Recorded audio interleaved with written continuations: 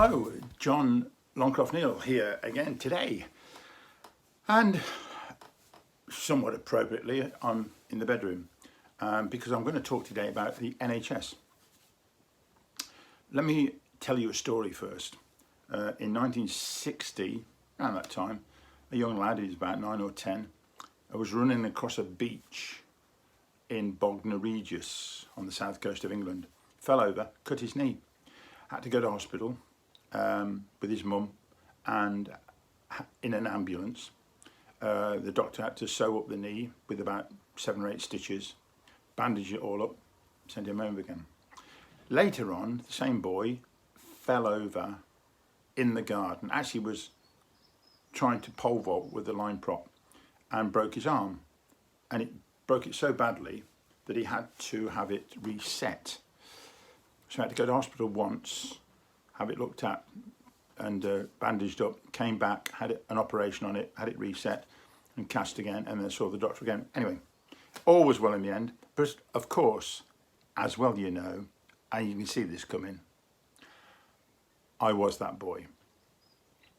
Later on, when I was 28, I was playing rugby, having played rugby for about 6 or 7 years for my old school rugby team, and I was tackled and my left knee was bent the wrong way, and all the ligaments didn't break anything, didn't dislocate, but the ligaments were badly torn.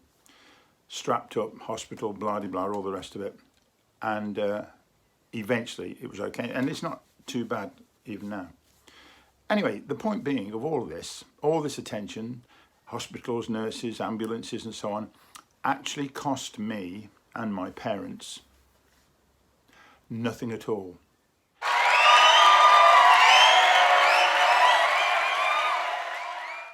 No cost, because at the point of service, you don't pay.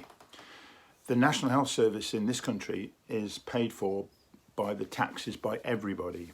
So everybody is treated regardless of their wealth or non-wealth. You can go to the hospital and get full treatment of anything. Last story. A friend of mine nearby who had an allotment next to me. If you don't know what an allotment is,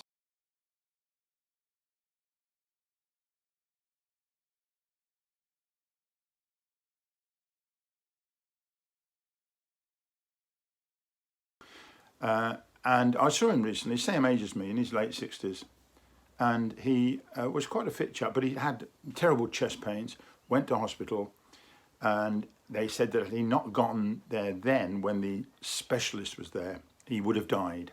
He had a 13-hour operation for a triple bypass on his heart. And he subsequently recovered. He was fine. I see him walking up and down now. 13 hours operation, and I don't know how many days staying in hospital. And that cost nothing. He didn't pay a penny on top of everything else.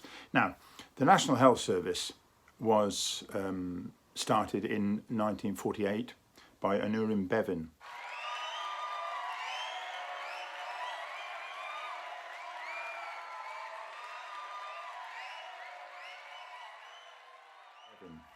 And after the Second World War, there was a swing away from, if you like, right politics to left.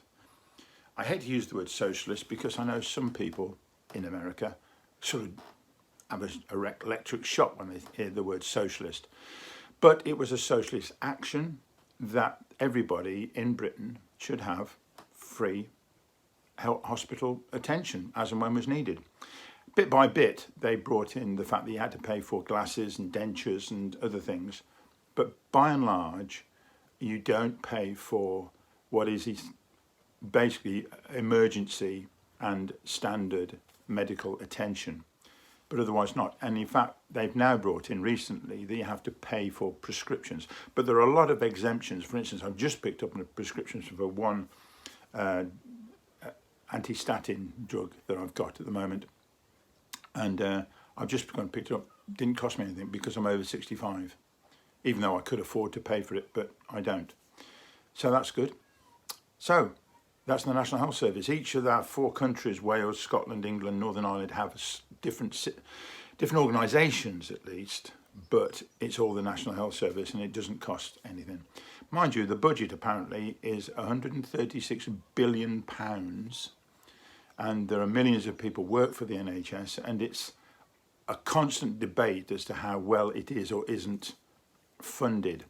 So it's a big situation, big problem, big budget, and other countries in Europe do very similar things too. But the British National Health Service is one that is looked up to. And we also have, by the way, an air ambulance service, so that if you have a crash out in the sticks somewhere, or even at home, and it's easier and quicker to get you to hospital in a helicopter, then they will do that. A helicopter will come out from the hospitals and ferry you in. Now, this is interesting because the air ambulance is voluntary funded, which is very interesting. It's not government funded, and this is a good thing because it means that the government don't have any control over the funding.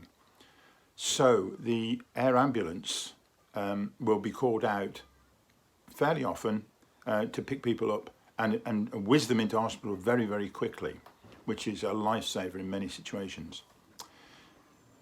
I'm going to give you a little quiz here. Ready? Right. An air ambulance lands near a home, and the air ambulance pilot says, "Oh, this is interesting. This is near where I live." Anyway, a father brings a boy into the air ambulance, and he's quite ill. He needs an operation pretty quickly. And the father takes the boy onto the ambulance, and the pilot turns around and looks and says, "Oh my goodness, I better hurry." And everybody asks, "Why? What's the problem?" And the pilot says, "That's my son." So they take off, fly to the hospital, and all's done. Question is, how can that be? Right, okay, I'll tell you. All right, it's not a gay marriage. There weren't 2 men who were the fathers of the boy. The pilot was a woman. See, I suspect you might have cottoned on, but yeah, sometimes the pilot might be a woman. I do that because I've got a photograph of 3 people outside a helicopter, and one of them is clearly a woman, and you might think, oh, there, she's the nurse, or the other man's the doctor, the experienced doctor, and the other one's the pilot. Not always the way. In fact, here's a picture of a Welsh air ambulance, and all the crew, the doctor, nurse, paramedic, and the pilot are all women. See? Gotcha.